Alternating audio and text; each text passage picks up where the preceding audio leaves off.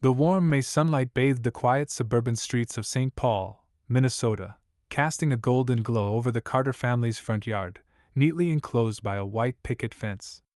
A gentle morning breeze made the tulips and daffodils sway, while in the well-tended garden beds, the marigold seedlings that Daniel had helped the kids plant last weekend were just beginning to push through the soil. From the kitchen, Rachel called out toward the living room. "Olivia, Noah, breakfast is ready!" On the open kitchen island, a stack of pancakes was waiting, the kids' favorite. Rachel always made an effort to prepare something special on weekends. Alongside the pancakes, topped with blueberries and bananas, she had set out homemade granola and yogurt, creating a breakfast spread that filled the house with a warm, inviting scent. "Coming!" 8-year-old Olivia came bounding down the stairs, holding the hand of her 6-year-old brother, Noah. Dressed in their navy blue St. Mary's elementary uniforms, they took their usual seats, side by side at the table. Olivia's brown hair was braided neatly, Rachel's work from earlier that morning, while Noah's curls still looked soft and fluffy from his morning shampoo.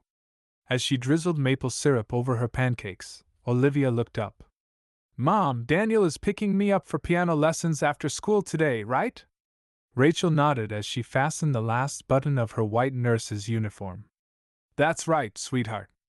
I have a late shift at the hospital, but tomorrow is Sunday, so we can all go to the Mall of America together." Her job at St. Joseph General Hospital kept her busy, but she loved her work. It had been especially fulfilling ever since she met Daniel Brown, a pediatrician in the same ward. Their connection had grown naturally over time, and through his kindness, Rachel had found a sense of hope again. Noah, still clutching his favorite dinosaur figurine, grinned. "I love Daniel. He promised me a Jurassic World Lego set for my birthday." "Me too," Olivia chimed in, excited. "He helped us plant flowers last weekend, and he's been helping me practice for my piano recital." Rachel felt her heart warm at their words. The past 3 years had been anything but easy since her husband, Michael, disappeared. But now, Daniel was part of their lives, and the kids had welcomed him in naturally. After breakfast, Rachel drove the kids to school. In the car, they sang Sunday school songs together, their cheerful voices filling the space. Church activities had become an important part of their family's routine, offering a sense of stability and support during the hardest years. At the gates of St. Mary's Elementary, Rachel waved to other parents, exchanging warm greetings. Becoming a PTA officer had introduced her to many more families, and over the past 3 years, the church community had helped her navigate life as a single mother. "Be careful after school. Daniel will pick you up at 4, okay?" "Okay. Bye, Mom." Watching them disappear into the schoolyard, Rachel turned toward the hospital, heading straight for her usual morning stop, the Caribou Coffee drive-thru. It was her one small luxury before a long shift. As she pulled into the hospital parking lot, her phone buzzed with a notification. It was a message from Daniel. "Have a wonderful day. Do not worry about the kids. I will make dinner for them tonight." A smile came to her lips naturally. Even with his own responsibilities, Daniel always made time for her children. As a divorced man himself, he understood the challenges of parenting, and from the beginning, he had embraced Olivia and Noah without hesitation. Over the past 3 years of working together in pediatrics, their friendship had grown into something deeper, stronger. As Rachel stepped into the elevator, her mind drifted back to 3 years ago. Her husband, Michael, had been an insurance salesman, but declining sales and mounting debt had taken a toll on him. Then, one day, he was just gone. He had vanished with a younger woman, leaving nothing behind but debt collection notices and a broken family. Those first months had been unbearable. Rachel had struggled with sleepless nights, overwhelming anxiety, and the daunting question of how to keep moving forward. But now, things were different. She had stability. Her job as a nurse provided a steady income, her savings were growing, and the debts were finally cleared. Most importantly, the kids were thriving. Olivia had become deeply devoted to her piano lessons, and Noah was never seen without his dinosaur encyclopedia in hand. They were happy, healthy, and full of life. Anyone who met them would never guess the pain they had endured. "Good morning, Mrs. Carter." Upon arriving at the pediatric ward, her colleagues greeted her warmly. The doctors, nurses, young patients, and their families had become a second family to Rachel. She took a deep breath. Today, just like every day, she would give her all for the little lives in her care. At 4 p.m. on Sunday afternoon, a peaceful stillness settled over Rachel's living room. The early summer sun poured through the large windows, casting golden light across the oak floors. On the coffee table, a well-worn Monopoly board was spread out. "I am building a hotel," Noah announced proudly. Across from him, Daniel watched with an amused smile. "That is impressive, Noah. You are turning into quite the real estate tycoon." Weekend afternoons like this had become a cherished tradition. Seated beside her brother, Olivia carefully counted out her play money, preparing for her next move. As Rachel watched them all together, she realized something. For the first time in years, her home felt full again. And in that moment she knew they were finally moving forward. "You need another $100, Olivia announced as the banker, counting the colorful bills in her hands. Seated on the white couch, Rachel watched the scene unfold, a ball of soft yarn resting in her lap. She had been working on a scarf for next month's church bazaar, the knitting needles clicking rhythmically in her hands. "How about we order pizza?"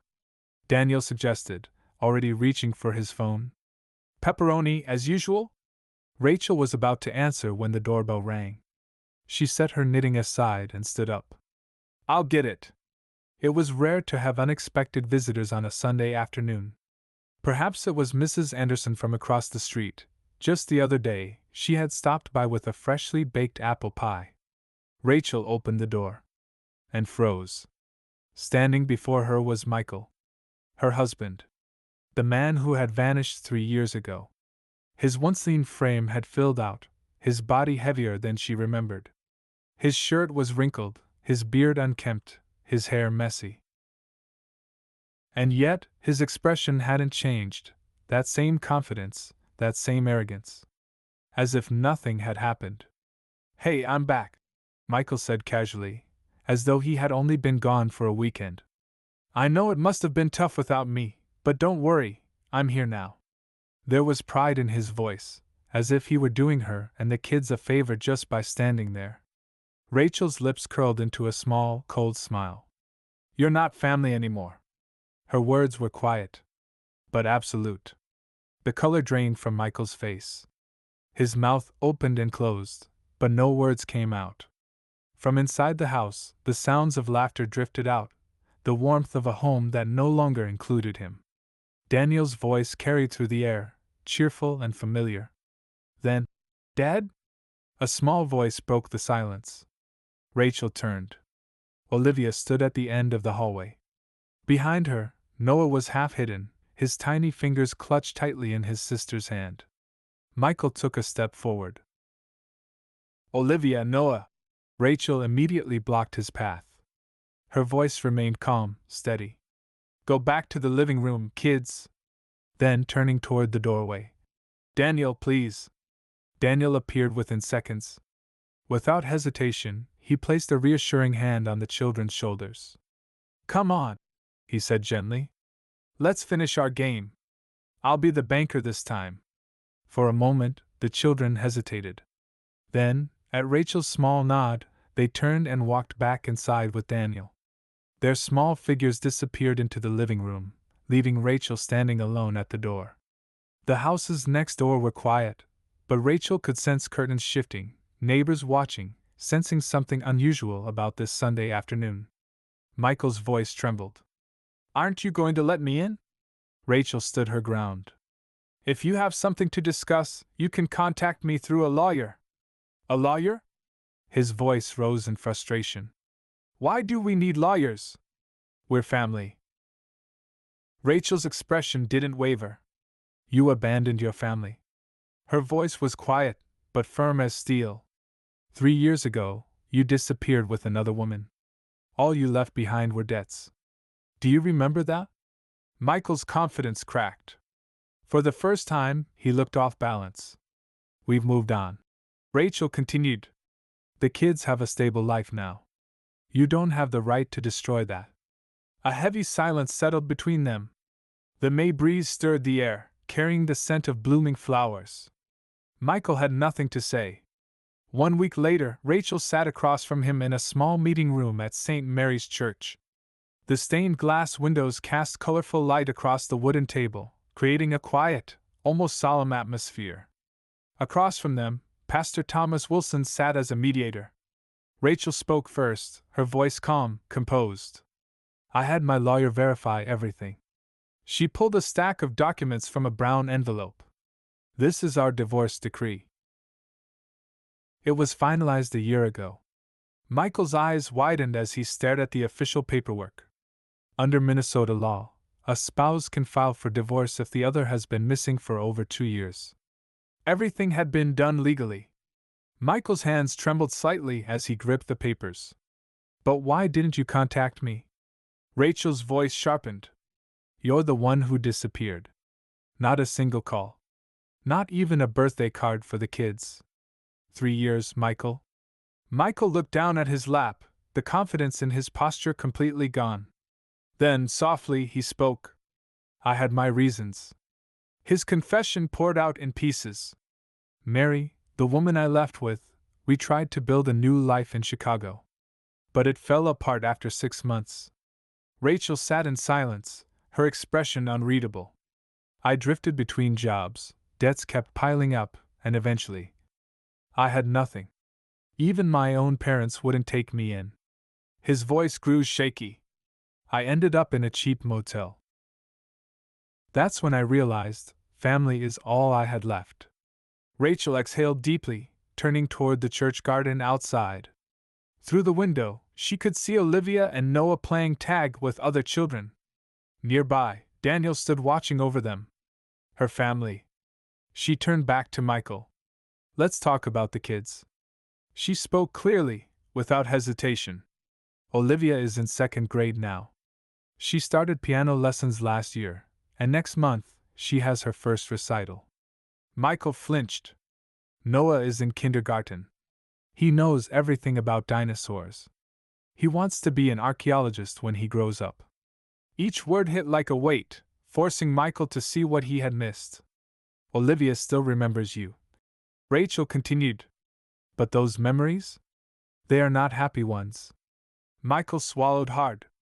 Do you know how much she cried the night you disappeared? How many times she woke up screaming from nightmares? Rachel's voice remained steady, but there was a sharp edge of pain beneath it. And Noah? He barely remembers you at all. Her next words hung in the air like a final blow. Do you have any idea how painful that was? How do you explain to a 3-year-old why his father is gone? Rachel's voice was steady, but the weight behind it was undeniable. But things are different now. They have found happiness in their new life. Michael scoffed, bitterness creeping into his voice. You mean with that man? Rachel met his gaze without hesitation. Yes. Daniel has always put the kids first. He helps Olivia with her homework, shares Noah's love for dinosaurs, and never misses a school event or sports day. But most importantly, he keeps his promises. Michael flinched at that last part. Pastor Thomas, sitting between them, cleared his throat softly. Let's take a moment to think calmly about the path forward, especially for the sake of the children. Rachel gave a small nod. I have a proposal, she said. We take things slowly. If we move forward with visitation, we do it gradually, with a counselor present. Michael stiffened. Wait. Do I even have the right to see them? For the first time, Rachel's expression softened. You will always be their father. That fact does not change. But trust is not something you rebuild overnight, especially not with children. The church bells rang 3 times, signaling the end of Sunday school. Rachel exhaled. We need time, she said simply. She rose from her chair. Let's let our lawyers work out the specifics of a visitation plan. She hesitated for a brief moment before adding, have you reached out to your parents? Michael's shoulders tensed. He lowered his head slightly and shook it. Rachel's voice softened just a little. Maybe that's where you should start. They have been waiting for you too. As she turned toward the window, her eyes landed on the church garden outside. Olivia was weaving a flower crown and carefully placing it on Noah's head. Nearby, Daniel stood, holding up his phone to snap a picture of them. The scene was so peaceful, so full of love, it looked like something out of a painting. Rachel turned back to Michael. "We have chosen to move forward," she said quietly, but firmly. "And you should do the same. But that does not mean tearing apart the new life we have built." Michael had no response. Because deep down, he knew. The family standing before him was no longer his to claim. As June arrived, the marigolds in Rachel's garden burst into full bloom, their vibrant yellow petals swaying under the warm sun. That Sunday afternoon, 4 people sat around the dining table in Rachel's living room for an important conversation. Sunlight filtered through the windows, casting soft, dappled shadows on the oak table. Rachel glanced at the people sitting around her, Olivia, Noah, and Daniel, then took a deep breath. "Shall we begin?" Scattered on the table were real estate documents, along with photos of a single-family home located in a quiet neighborhood near the Mall of America. It was 15 minutes from their current house, close to the kids' school. Olivia studied the papers, her expression uncertain. "Are we moving?" Rachel nodded but chose her words carefully. "Yes. But before we make any decisions, there is something important we need to talk about." She paused. "Last week, I met with your father at the church. Pastor Thomas was there with us." Immediately, both children's faces darkened.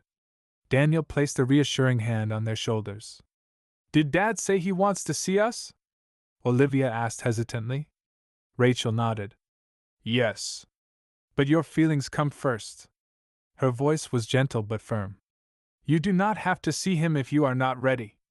We will decide together, with the help of Jennifer, the counselor." Noah shifted uncomfortably in his seat. "I do not really remember Dad." Rachel wrapped an arm around her son, pulling him close. "That is normal. You were only 3 when he left." Olivia's face was more serious. Her voice was small but certain. "I am still scared to see Dad." Her fingers tightened around the edge of the table. He disappeared, and then just came back out of nowhere. Tears welled in her eyes. Daniel reached for a tissue and handed it to her silently. Rachel squeezed her daughter's hand. "That is okay, sweetheart. We will take this as slowly as you need. Nothing will happen without your say-so." She let a moment of silence settle before shifting the conversation. "That is why I wanted to start by talking about something else, our new home." Daniel picked up the documents. "This house has a room for each of you. The backyard is big too, we could turn part of it into a dinosaur play area for Noah." Noah's eyes lit up. "My own room? Really?" Olivia asked, excitement breaking through her earlier fear. "Of course," Rachel smiled. "And your piano will go there too. And my recital?" Olivia's voice rose with excitement. "The living room is even bigger than this one," Rachel reassured her. "Plenty of space for practice." Noah tugged at Daniel's sleeve. "Can I have dinosaur wallpaper in my room?" Daniel chuckled. "Absolutely. We will pick it out together." "And glow-in-the-dark stars on the ceiling?" Daniel nodded. "You got it." As their expressions brightened, Rachel felt a wave of relief settle over her. The conversation had gone better than she expected. But there was one more thing she needed to say. She met Daniel's eyes. He gave a small nod. Rachel turned back to the kids. "There is something else we need to tell you." A small pause. Then she said it. "Daniel and I have decided to get married." For a brief second, silence hung in the air. Then, "Really?" Olivia leaped up from her chair. "Daniel, are you really going to be our dad?" Daniel's voice was warm, steady. "Only if that is what you want." "Yay!" Noah jumped from his chair and threw his arms around Daniel. "Papa!" Rachel felt her throat tighten as her eyes welled with unexpected tears. The emotions of the past few months, fear, uncertainty, hope, came rushing all at once. She had worried, hesitated. But this was right. Later that night, after putting the children to bed, Rachel and Daniel sat together in the kitchen, 2 steaming cups of herbal tea resting between them. Rachel wrapped both hands around her mug, her gaze soft. The kids were so happy. Daniel smiled. Yes. But this is only the beginning. There will be challenges, especially with Michael. Rachel nodded. I know. But we will face them together. The next morning, Rachel sat in Sarah's office, her lawyer handing her a stack of documents. Through the large downtown window, the city stretched before her. Regarding visitation with Michael, we have put together several specific proposals. Rachel took a deep breath. One chapter of her life was ending, but another was just beginning. Rachel carefully reviewed the documents laid out before her. The agreement outlined monthly 2-hour visits between Michael and the children, held at a neutral facility, always under a counselor's supervision. She nodded, flipping through the pages. I want to take this slowly, making sure we respect Olivia and Noah's wishes. Sarah, her lawyer, gave a reassuring nod. Of course. And while we are at it, let's also proceed with the legal paperwork for the house purchase and your upcoming marriage. She opened her schedule book, scanning the dates. I have scheduled a meeting with the real estate agent for next week. Rachel exhaled softly. One step at a time. After leaving Sarah's office, Rachel drove to the hospital. As she waited at a red light, she caught a glimpse of herself in the rearview mirror. A peaceful smile rested on her face. She barely recognized it. For the first time in years, her reflection no longer carried worry or exhaustion. Inside St. Joseph Hospital's pediatric ward, the familiar rhythm of daily life played out. Children's laughter echoed through the hallways, and her colleagues moved effortlessly between patient rooms, their voices filled with warmth. Rachel walked past the nurse's station when a familiar voice called out, Rachel! She turned to see Daniel peeking out from an examination room. Do you have time for lunch? I wanted to talk about the new house layout. Rachel smiled. Give me 10 minutes. Through the large windows, a soft June breeze rustled the trees outside. She took a deep breath. Life had taken many unexpected turns, but in this moment, she felt truly happy. Sunlight filtered gently through the stained glass windows of St. Mary's Church. Rachel stood at the altar, dressed in a flowing white wedding gown. Beside her, Daniel smiled softly, his fingers laced through hers. Pastor Thomas stood before them. Dearly beloved, we are gathered here today. Rows of family and friends filled the pews, their faces warm with joy and support. In the front row, Olivia stood proudly as Rachel's bridesmaid, her small hands holding a delicate bouquet. Next to her, Noah, serving as the ring-bearer, clutched the rings with nervous concentration. The bride and groom will now exchange their vows. Daniel squeezed Rachel's hand and spoke first. His voice was steady, filled with deep affection. I promise to protect you and your children for the rest of my life, as a good husband and father. Rachel felt her eyes mist as she looked at him, knowing with certainty she had made the right choice. The wedding reception was held in the church garden, where trees had already begun to show their early autumn colors. Tables draped in white linens lined the space, guests enjoying the crisp afternoon air. Laughter and conversation blended effortlessly with the rustling leaves. Suddenly, Olivia pointed upward. Look! A white dove soared into the sky, disappearing into the blue. Rachel followed its path, her heart light and full. Life in their new home began smoothly. As promised, Noah's bedroom ceiling was decorated with glow-in-the-dark stars, and a brand new piano sat proudly in Olivia's room.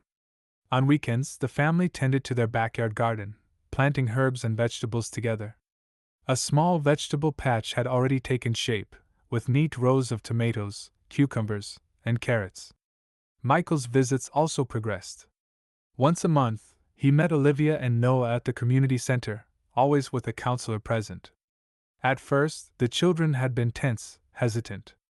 But little by little, they were rebuilding something fragile, something new. Michael, too, had started rebuilding his life. He had moved in with his parents and found work at a local insurance company.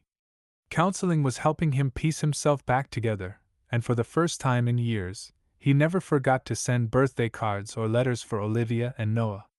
One Sunday morning, Noah's voice called from the backyard. "Mom! Look!" Rachel stepped outside, wiping her hands on a kitchen towel. Noah was kneeling beside the tomato plants, his face beaming. "They're turning red!" From the patio, Rachel and Daniel stood watching.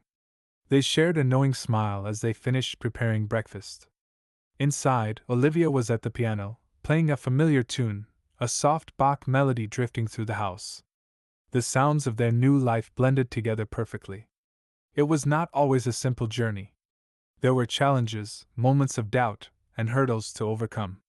But the care, trust, and love they shared bound them together stronger than anything else. Outside the window, a cool autumn breeze stirred the trees. The seasons were changing.